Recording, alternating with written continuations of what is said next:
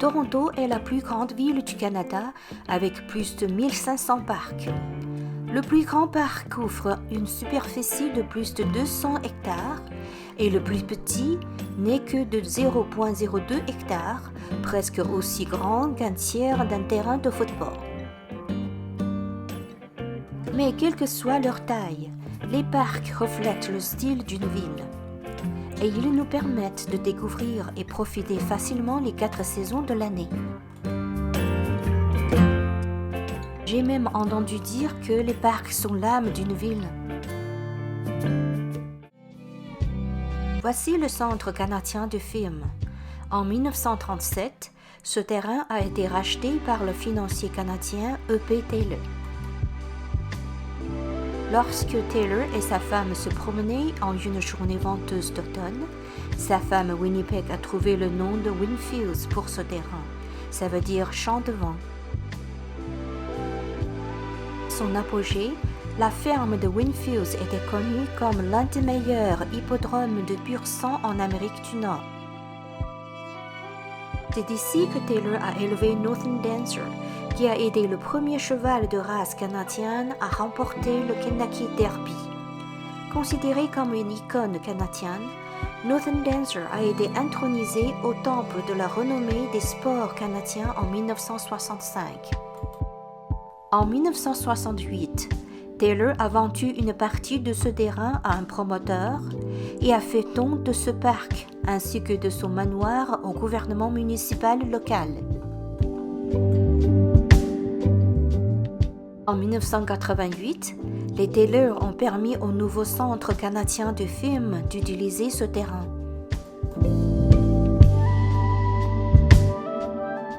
En traversant les bois, nous arrivons à Windfields Park.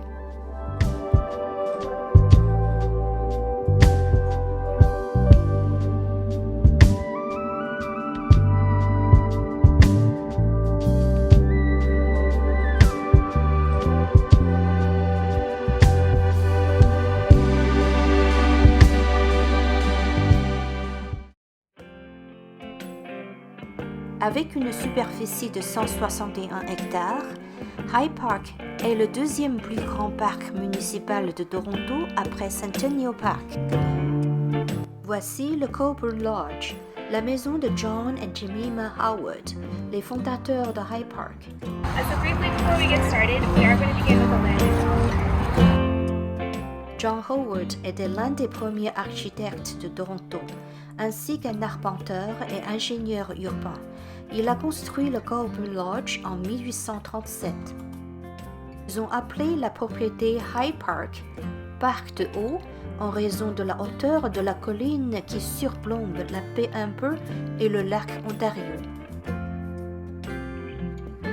En 1873, John Howard a cédé son terrain à la ville de Toronto, qui est la fondation de High Park.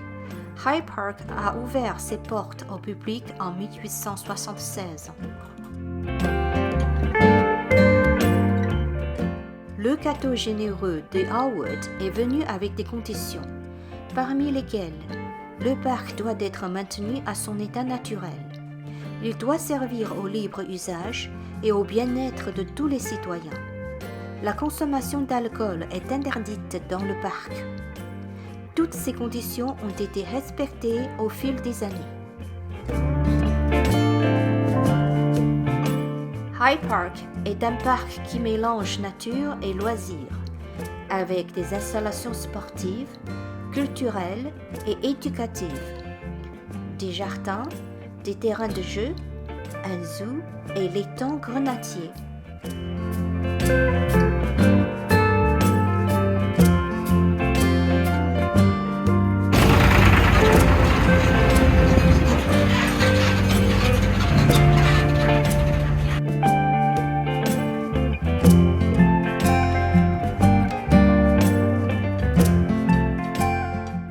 Un tiers du parc reste à l'état naturel, avec une écologie rare de savane à chênes.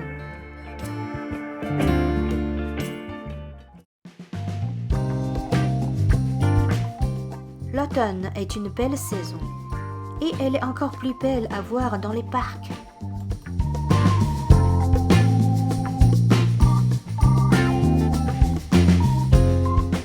En automne, les petits animaux commencent à se préparer pour l'hiver. Ils mangent autant qu'ils le peuvent. Certains sont occupés à stocker de la nourriture. D'autres doivent recharger leur énergie pour se préparer à voler des milliers de kilomètres vers le sud.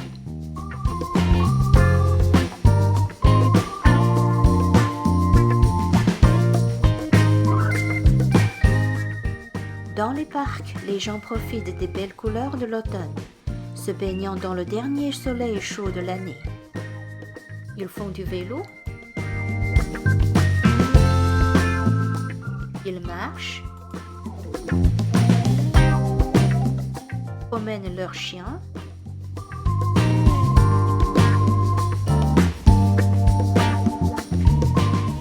lisent les journaux, ils jouent au golf, vont à la pêche,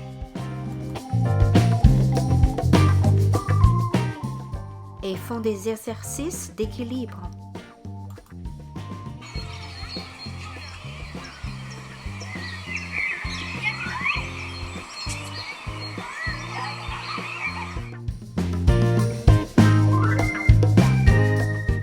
C'est tellement amusant de jouer avec papa. Quelqu'un joue de la clarinette et pendant que d'autres dansent sur la musique.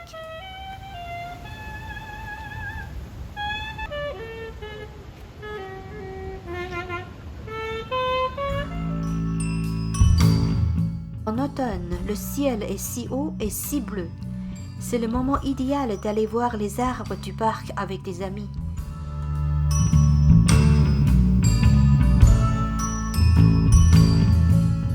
Les arbres ont l'air de porter des vêtements colorés, comme ils sont beaux.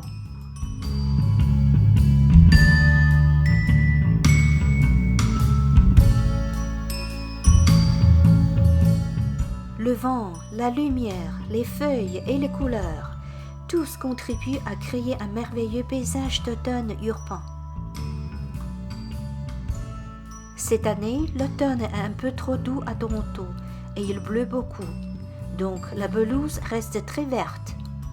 Les cabines de la station de ski attendent patiemment l'arrivée de l'hiver.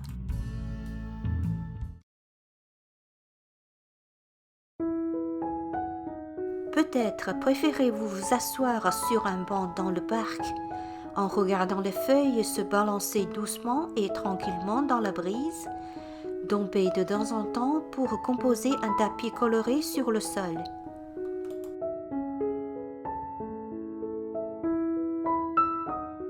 L'automne est ma saison préférée.